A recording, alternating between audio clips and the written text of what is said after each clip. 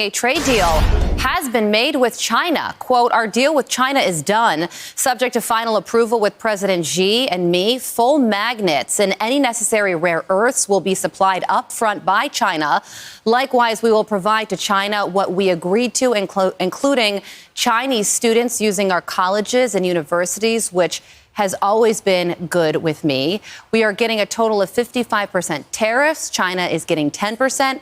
Relationship is excellent. Thank you for your attention on this matter. Our May read on the consumer price index on the headline number expected up 0.2, comes in on the light side, up 0.1%. That follows, at least for now, unrevised up 0.2. Up 0.1 will be the lightest since it was minus 0.1 in March of this year. There's no way to look at these numbers and say they're not welcome news. I mean, a downside surprise to core goods is where people were looking for potentially tariff effects, and maybe except for isolated areas that Steve mentioned, you're not quite getting that.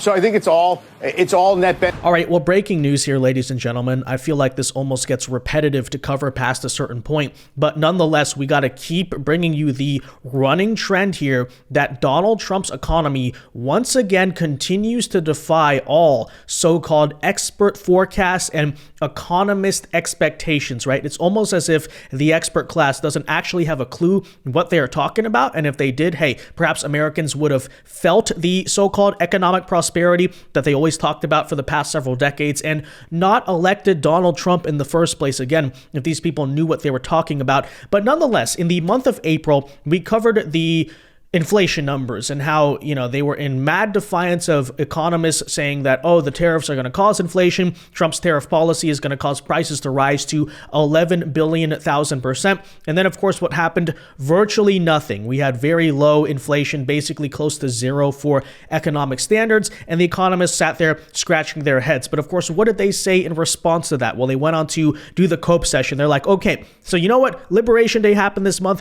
China happened this month. But guys, we haven't seen the impacts of inflation yet, right? Not yet. Come the summertime, wait, just you see. Inflation's going to go to the moon. But ladies and gentlemen, today the inflation report out of the month of May has come out. And once again, ladies and gentlemen, newsflash, the experts are wrong. They're really having a hard time struggling with this because even as prices continue to come down in certain areas, some go up, whatever. Specifically here, this is the other shocking aspect of it. The very products that the economists were saying were going to be impacted by inflation because they're related to tariffs, those prices literally went down. And that's like, oh my, how is that even possible, right? So we'll tell you all about it here today, as well as the CNN and obviously, even more importantly here, the Democrat Party's response to it, because newsflash, guys, they're not having a very good time. They were hoping, for instance, that, hey, Donald Trump will trigger a recession and the recession will linger, we'll have a bad recovery, and that is the best shot they would have into 2026 and 2028. But notice how they've basically, of course, stopped talking about tariffs, right? Like, what's up with that? I thought the egg prices, what happened to the egg prices? What happened to all of that? Why is now the core political focus on an issue like illegal immigration when it's a pretty well-documented fact that's not even a winning stance for Democrats? Well, maybe it's because of the fact they have nothing to talk about in this regard. And the reason we bring that up is because of this inflation report that we'll tell you about coming up right now. First, though, folks, do us a favor. If you enjoy the content, make sure you hit that like button down below and subscribe to the channel if you are new. You subscribing, of course, is the best way, as usual, to support these videos, ensure that we can keep bringing them to you. And with that said, here is the news out of CNBC, ladies and gentlemen. As you can see, U.S. inflation rises just 0.1%, right? What happened to 5-10% inflation? What happened to everything crashing down, right? 0.1% in May from the prior month, less than expected. As you can see, the consumer price index increased only 0.1% for the month, putting the annual inflation rate at 2.4%. This is despite everything we've seen with tariffs, only 0.1%. As you can see, excluding food and energy, core CPI came in respectively at 0.1% and 2.8%, compared with forecasts, as you can see, of 0.3% and 2.9%. Weaknesses in energy prices helped offset some of the increases. But here is what is also very interesting, right? Specifically when it comes to inflation, you're seeing very little evidence that whatever price increases you see for, month-to-month changes or whatever, are actually being caused by the tariffs, because check this out, right?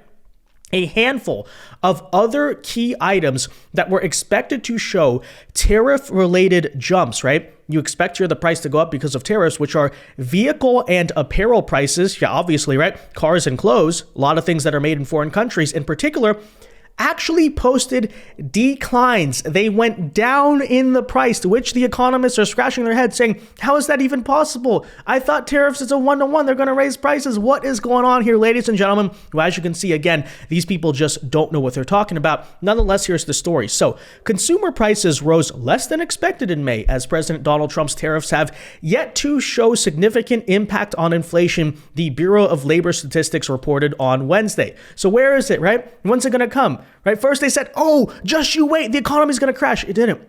Oh, just you wait, next month. Next month is going to be the month after that, right? June's going to come out. And look, maybe eventually, I don't know, something happens, okay? I don't pretend to be an economist, but I also say these people shouldn't pretend to be economists because they don't know what they're talking about either, right? That's the honest, true reality here. As you can see, the Consumer Price Index, a broad-based measure of goods and services across the sprawling U.S. economy, increased just 0.1% for the month. And keep in mind, guys, it's May, right? The summer is coming. There's more travel and stuff, all that, higher demand for certain goods, etc. Okay. And nonetheless, all that considered, 0.1%, putting the annual inflation rate at 2.1%. Economists surveyed by the Dow Jones had been looking for respective readings of 0.2% and 2.4%. Excluding food and energy here, the core CPI came in respectively at 0.1 and 2.8, compared with, again, here, forecasts of 0.3 and 2.9. So, off there. Federal Reserve officials consider core a better measure of the long-term trends, with several expressing concerns recently over the impact that the tariffs would have on inflation, right? Again, this is the excuse the Federal Reserve, Jerome Powell, have been using to not cut the interest rates like Donald Trump is requesting, right? Saying, no, there's going to be inflation. There's going to be inflation. Well, we're still here sitting here, right, asking the question, where's the inflation? Where's the so-called sky falling down, right? It's almost as if, I don't know, past a certain point, you really have to wonder if the Federal Reserve is intentionally just trying to screw over Donald Trump and his economy. Yeah, gee, you don't say. I don't even know if that's much of a conspiracy theory, but nonetheless, the all annual items rate marked a 0.1 percentage step up from April, while core was basically the same. And as you can see, continued weakness in energy prices, as they promised on the campaign trail, by the way, did help to offset some of the increases. And a handful of other key items that were expected to show these jumps, like the vehicle and apparel, actually posted declines. As you can see, here is the year-over-year consumer price index from January 2021 to May 2025. Obviously 2025, as you can see, ever since Trump took office, the CPI, month over month inflation is way down from what it was under Joe Biden, right? Look at that difference. Look at this difference, guys, right? 2021, 2025. Now, obviously, right, this is the ideal mark. Okay, January 2021, you would like to see prices come all the way down to where they were during COVID, but still, nonetheless, right, as you can see, they are now inflation now is at its lowest rate ever since Joe Biden basically took office, essentially. So as you can see here, it goes on. Here's the full details. But of course, notably, right, that beloved stock market, as you could probably guess, stock market futures did turn positive after all of this reporting. Echoing Trump, Vice President J.D. Vance has called for the Fed to cut interest rates, etc. But as you can see, let's now transition, of course, by the way, I love this headline, first of all.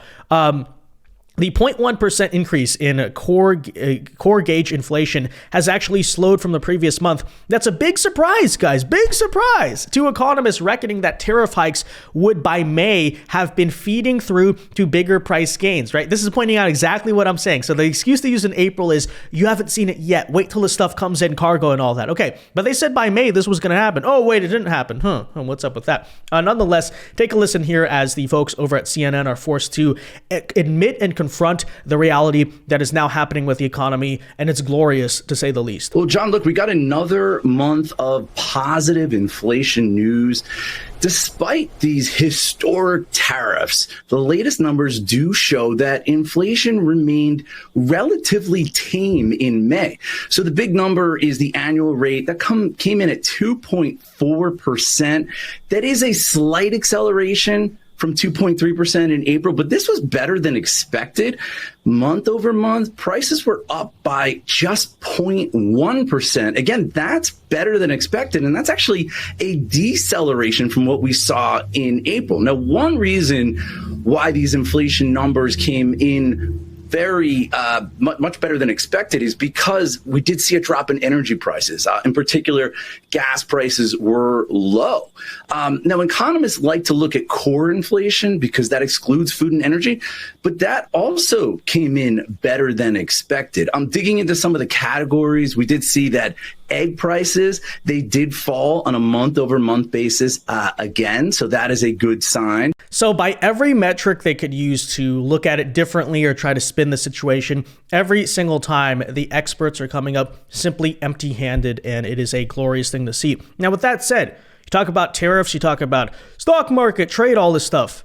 Who could forget today's news out of this morning as well? Combined, by the way, on the same exact day that the inflation report is dropped, that Donald Trump is announcing, ladies and gentlemen, here, that he has just finished a trade deal. It's been written up basically with the nation of China, as you can see, subject to final approval with President Xi and me, as you can see here, right? Our deal with China is done, subject to final approval. Full magnets and any necessary rare earths will be supplied upfront by China. So this has been a big grievance of Trump when it comes to the trade relationship is, hey, we basically have an open market, but the nation of China, when it comes to rare earth minerals, which is the one key resource that America does not have a lot of domestically, you are basically hoarding them from our markets, and that's a national security issue for us. And so, hey, look, if we're going to do business, we would like access to those rare earths that has apparently been granted by China, which actually, when you want to talk about the greater picture of like the leverage over the Taiwan stuff and all that, that's actually a huge deal, right? That's a lot of leverage that China has just lost to us. But nonetheless, right? Likewise, we will provide to China what was agreed to, including Chinese students using our colleges and universities, which has always been good with me. Here's what's notable as well. We are getting a total of 55% tariffs. China is getting 10%. The relationship is excellent. Thank you for your attention to this matter. So with that said, it's important to keep in mind here, right? This is still a pretty protectionist trade deal. Like, we've opened up to some business, we're doing some stuff, but still the Donald Trump policy, with that in mind, is still going to be a general decoupling from China, right? And to be clear about this, right, my stance has never been, oh, we should do no trade with the nation of China. That's, kind of, I guess, extreme, ridiculous, whatever. But the idea that our entire economy, it's safe, it's good for national security to basically, again, when especially you consider, all of our technology is reliant on Taiwan, all of our basically everything else is reliant on China. The two are about to go to war. That is a huge national security risk for the United States to have our entire supply chain wrapped up in that. And so what Donald Trump is doing here is not just getting a deal that's favorable to the U.S., right? I'm not against all trade with China, but also specifically by keeping those 55% tariffs in place. The other good aspect of that is that, again, fine with trade, but you don't want your economy, your whole supply chain to be totally reliant on one nation, really, I think in general. You want to diversify in general and also have a lot of key production happening, obviously, at home. But secondly, a nation that obviously everyone knows, we hope not, we hope everything is fine, but at any point, things can turn geopolitically chaotic, if not outright hostile with. So all of that, right, very good. He says the relationship is excellent. Thank you for your attention to this matter. But, that's also important to point out here is nonetheless, right, talk about the unpredictability of tariffs. Well, it would seem for investors, for a lot of people very soon, assuming this is true, assuming this does go through, the trade deal again here is done. They will finally get some confidence and security, stability, knowing, okay, pen has been put to paper. What does that do next, right? Talk about the stock market then. Talk about, people now finally investing and doing things under certain economic conditions. That is very important. I do have more specifics for you. I spoke to the president about this. He spoke to his trade team, who did a fantastic job negotiating this on behalf of the United States and meeting with their Chinese counterparts. The president is talking to them about the details of it now. But what the president heard, he liked. China has agreed to open their markets to the United States separately of this deal. And when it comes to this deal, we're going back to the terms that were agreed upon in Geneva for the release of some of those critical minerals and the magnets from China to the United States. And we have agreed to fully comply with the Geneva Agreement as well. So the president is reviewing the details of that with his trade team now, and you'll hear more from him, I'm sure. And by the way, guys, I'd also like to point this out as well, right? Even as these trade deals come through, the Trump administration, yes, is seeking reciprocity. They're seeking things that are more favorable to the U.S., et cetera, fixed trade balances. Not against trade, but you want to have trade that actually is in the United States' interest. But with that in mind, the protectionism is not going away, because just today as well, guys, all this news is coming out at once here. The automaker General Motors, as everyone knows, right? That's the maker of Chevy, GMC, Cadillac, things like that, now plans to invest $4 billion in the United States to move additional production out of Mexico. This will result in the reopening of an assembly plant here, guys, in Detroit, Michigan. So just yet another example coming out today that despite the fact that a lot of the tariffs have been paused, lowered, come down, on and off, Trump's kind of doing this back and forth negotiating strategy. Even with all of that in mind, a lot of companies are still saying, look, we don't want to necessarily deal with all this stuff. We do see a compelling case. Hey, bring production back into the U.S. It's their choice, but ultimately here, that is the choice, as you can see, that is being made. And with that in mind, as I'm going to come back to here, with all of the good news out of the economy, you really have to beg the question at this point, what are Democrats going to whine about? What are they going to, sit there and say? Because, of course, you can't really talk at this point about inflation if inflation's doing well. Well, apparently, right, there's just an outright denial, as you can see today. Treasury Secretary Scott Bessent got into a hearing. Another hearing, by the way. I don't know what it is with these cabinet officials, why we need to keep doing this political theater. But nonetheless, Linda Sanchez accuses Scott Bessent of being sexist because he tries to correct her about the claim that prices are rising, which we covered today is not really necessarily accurate, that prices are rising. Nonetheless, take a listen here to the exchange. And this is basically all the Democrat Party has at this point. In fact, we've already seen that prices are rising on many everyday goods. Congresswoman, please don't interrupt me. The time is mine. The time is mine. Please don't interrupt me.